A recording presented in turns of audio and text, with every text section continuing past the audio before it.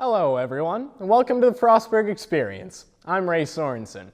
On today's show, we'll preview organizations that help promote diversity on campus through LGBTQ awareness and get an exclusive look at how Lane University Center events are coordinated. Also, special guest student worker Nefretti Brown will join us in the studio to give professional advice and shed some light on the opportunities available to students through the Career and Professional Development Center. Students, you definitely don't want to miss this one. Later on, Associate Professor of Climatology Dr. Tianna Bogart and Geography student Charlotte Masoncup will have a weather segment providing insight on this year's seasonal forecast. But first, let's join Jessica Vavra in the field as she explores student organizations on campus. Frostburg State University is home to about 5,000 undergraduate and graduate students, all from very different backgrounds and with very different ideas about life. There are many students who are happy to celebrate their sexuality, race, gender, and everything else that makes up a person's identity. These ideas of celebration and shared identity are spread through on-campus organizations that students join in order to educate and share their identities with other students.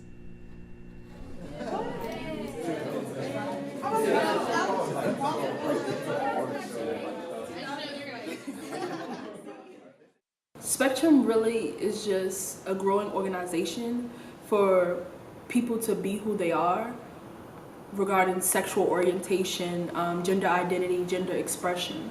It's really just a place to discover who you are more and explore what you can give back to the world in being your full self.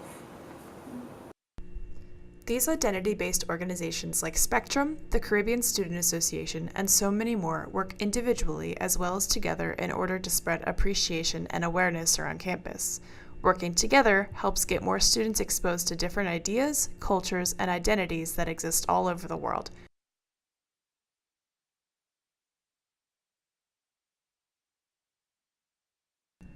Even though the student body changes every year, most of these groups have been able to keep up in finding new ways to share culture, recruit members, and bring life to our campus community.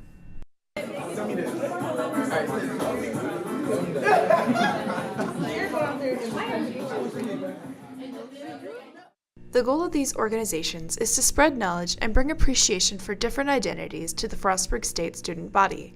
Learning more about each other every day allows our campus as a whole to take part in something that we can all be proud of. For the Frostburg Experience, I'm Jessica Vavra. Thanks, Jess. Organizations like Spectrum can only benefit our campus by encouraging individuality and increasing awareness on controversial social matters like sexual orientation. After the break, we'll be joined in the studio by student worker Nefretti Brown to talk about resources in our Career and Professional Development Center. And later on, we'll join James Cousler in the field, followed by predictions on this season's forecast coming from Dr. Tianna Bogart. Before that, we'd like to give a special student shout out to Amy Cook. I am an early childhood elementary education major. I spend my Wednesday afternoons volunteering at the local elementary school doing an after-school program. I play the bass clarinet in the wind ensemble here. I play the tenor sax in the jazz orchestra here. I'm a proud sister of Sigma Alpha Iota, which I hold the position of vice president membership. And the last thing I do here is I am a member of the tech crew here at Lane University Center. My name is Amy Cook, and I'm a Frostburg State University student.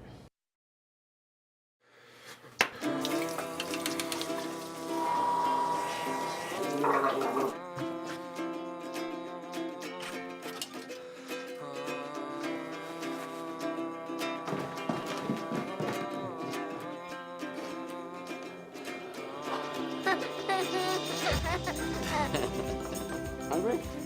Yeah. The smallest moments can have the biggest impact on a child's life. Take time to be a dad today.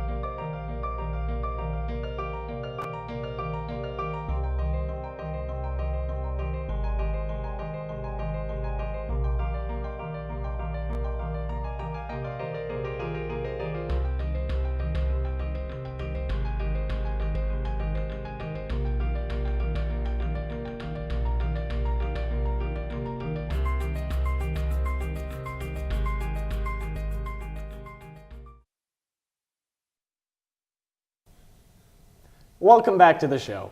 Student worker Nefretti Brown from the Career and Professional Development Center has joined us. Welcome to the show. Thank you. So, what are some types of services and resources that the Career Center has to offer to students? So we offer brochures and resume guidance and career guidance. So if you're not sure of where to go or what you want to do as far as your major, we can help you with that. And we also offer mock interviews so you can get some experience on how the interview process works. Oh wow, so that's like a lot more than just the old high school career center, really a lot more. Yes, and we're very involved into our students and what you're trying to do as far as your future. All right, awesome. So can you give us some specific examples of internships that students have gotten through your services? So we have the Washington Center, which I actually was a part of, and I can give you some more information on it later. The Global Experience, as well as the National Student Exchange and the Disney College Program. So when I did the Washington Center, it was great to get to know the DC culture life, as well as interning and getting that professional up as regards to anybody else. So I was able to intern with the Small Business Administration, and that gave me insight on global trade. It gave me insight on nonprofits and for-profits. Actually, business is my major, so I was able to enjoy that myself inside the DC culture. So it was cool. Excellent. That's pretty in-depth for just like one internship that nobody could have gotten unless you went through the center. Right, right. So we're all looking to get jobs after we graduate. So can you give us some general do's and don'ts when you're applying for jobs? You always want to make sure that you have a presentable resume. And here at the Career Center, like, we can help you with that and make sure that it's polished, it's professional. You don't want to add too much, but then you don't want to add too little because you're kind of trying to sell yourself.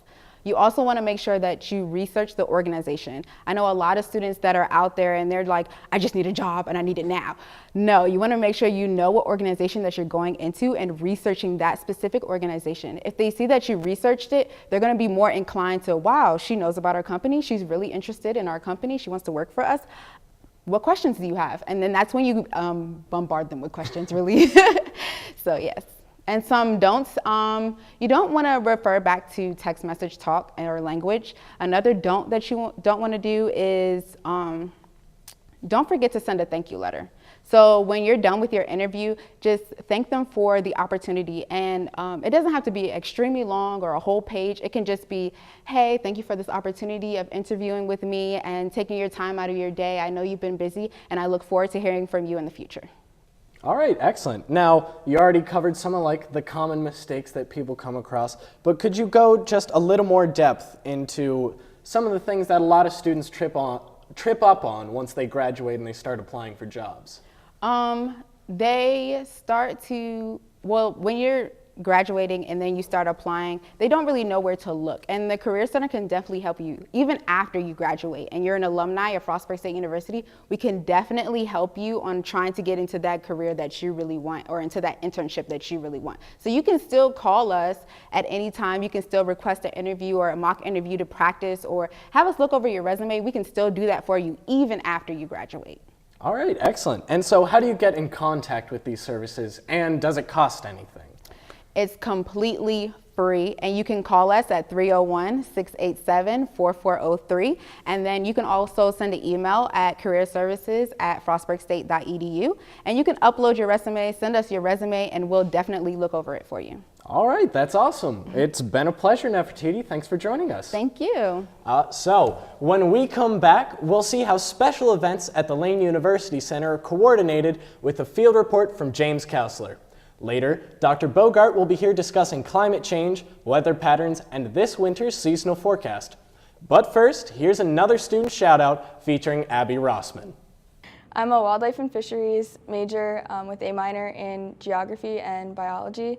I've worked with Project Owlnet for 3 years. I'm a member of the Wildlife Society, a brother of Alpha Phi Omega, and a student manager at the Lane University Center. My name is Abby Rossman, and I am a Frostburg State University student. A boy born in Joplin, Missouri was fascinated by anything with wheels and a motor. The odds of him going on to fascinate millions with his talent? 1 in 260,000. The odds of this born racer having 157 career top 10 finishes in NASCAR? 1 in 125 billion.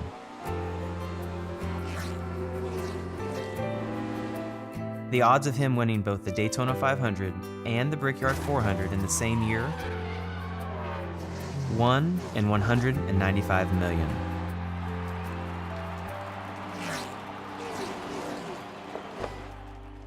The odds of a child being diagnosed with autism? 1 in 110. I'm NASCAR driver Jamie McMurray, and my niece has autism. Learn more at autismspeaks.org/signs.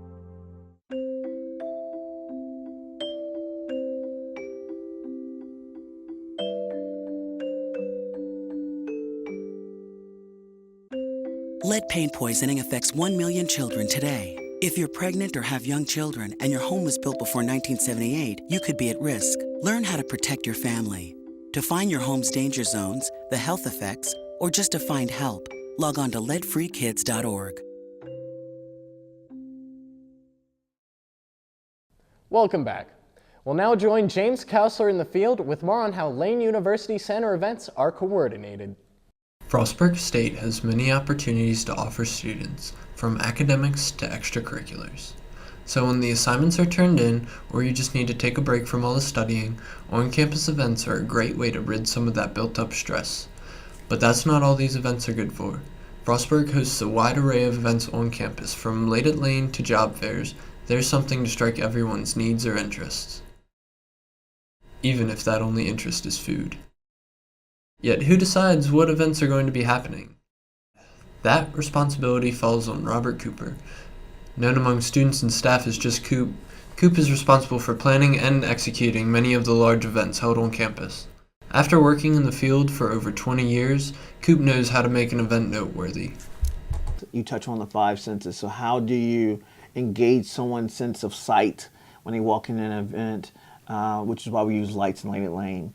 Or decorations. What engages the sense of smell. So you try to pump in smells that people think are appealing, which is when we used to have the popcorn maker. It just kind of makes it smell like popcorn and it smells good. And that's when we have food at Late Lane, because it kind of touches the smell. And then you want to go with, what can you hear? Which is why you never should walk into an empty space. If there's a program, you want to make sure you hear something.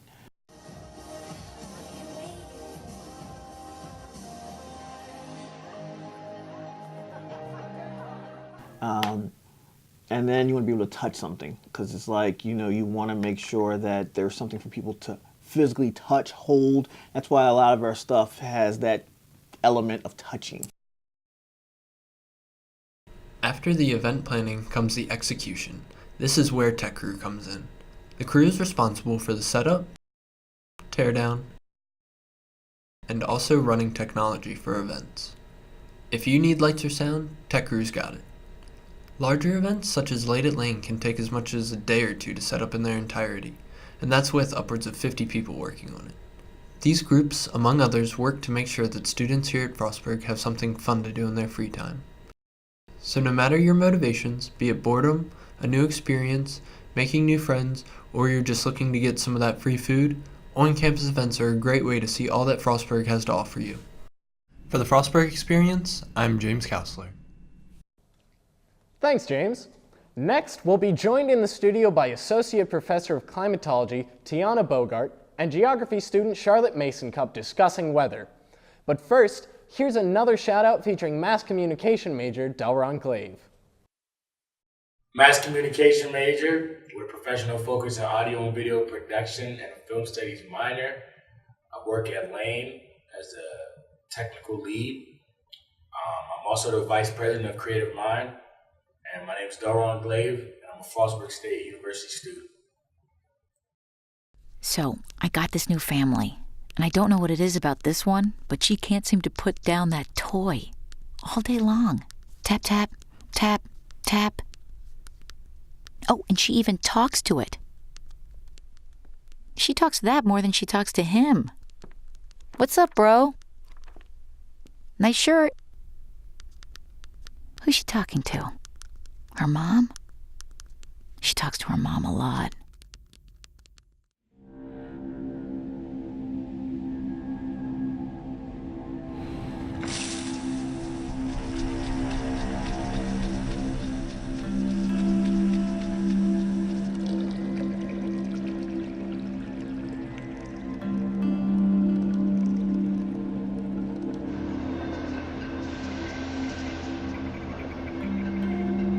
some people struggle with their mortgage payments, they become frozen, petrified.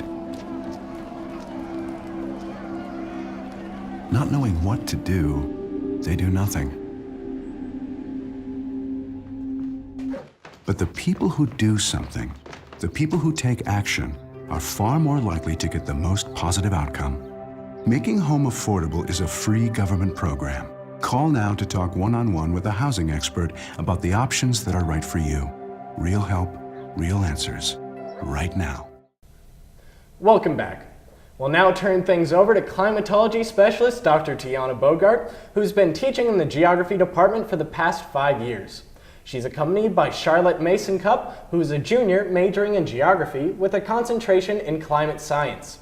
As a physical scientist in the academic field, Charlotte's developed an in-depth understanding of climate change and has been taught an array of skills like how to analyze data on maps to track weather patterns. Together, they'll be explaining how weather is tracked, discuss regional weather patterns, and give a prediction for this winter's forecast in Frostburg. Dr. Bogart, Charlotte, thanks for joining us today. Thank you for having us. So our first question, basically, what is the difference between weather and climate? How are they related? It is an excellent question and one that people do not generally understand the difference between the two. There's a common saying that goes, climate is what you expect and weather is what you get. What I mean by that is that the difference between the two is a measure of time. Weather is more instantaneous. It's looking at a shorter period of time, whereas climate is looking at how the atmosphere behaves over a more extended period of time. Generally, you don't really hear too much about climate forecasts because it's expected. You kind of can count on the climate being a certain way unless some sort of forcing mechanism is causing it to change in some way. So you can forecast weather though, and that is based on just looking at what atmospheric patterns are present, what the projections of those patterns will change, and kind of things like that.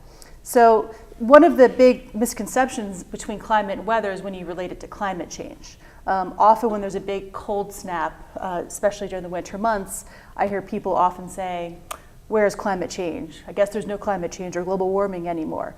And that's having a very narrow focus on what the weather has been for a couple weeks or a couple days or something like that. If you really want to talk about climate, you're looking at average weather and the variability of the weather over some certain time period and over some spatial place. So if having just a few cold days or a few cold weeks is not going to do anything in reference to climate change or to negate global warming in any way, really you have to look at the whole year and look at how that year stacks up to the 30 years before it to be able to make any sort of statement on is it climate change or is it just weather. All right. So I guess in as short as you could say, what would be the base difference between you as a climatologist and a meteorologist? Good question. A meteorologist would be someone who's looking at the data right now and using that data right now to make some sort of forecast for the immediate future, a couple of days out or so. Whereas a climatologist, I'm not as interested in what's happening in the weather right now. I want to look at the weather data that's been collected for 30 years and try and make some determination about the average, the variability of that weather, how it's been changing over that period of time. All right, very interesting. So how are seasonal predictions made? Seasonal predictions there's a bunch of stuff that goes into it, but one of the big components that goes into seasonal predictions is something called teleconnections. A lot of people haven't heard of that term teleconnections, but they've heard of the word El Nino before.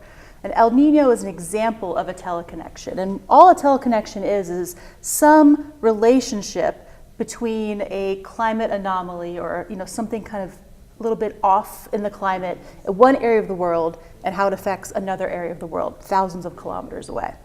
So this winter, when we're looking at what's affecting the forecast coming up, it's really a teleconnection called El Nino Southern Oscillation. It's nicknamed ENSO acronym.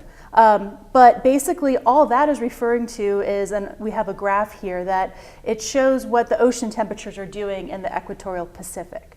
And it's weird to think, how is North American weather going to be impacted by the tropical Pacific? It's so far away, right?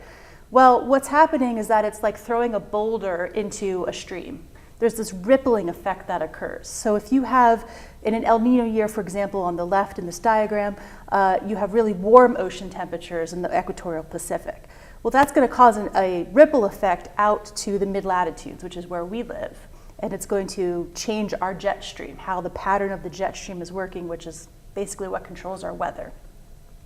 What's predicted for this winter is that it'll actually be a La Nina pattern that is dominating.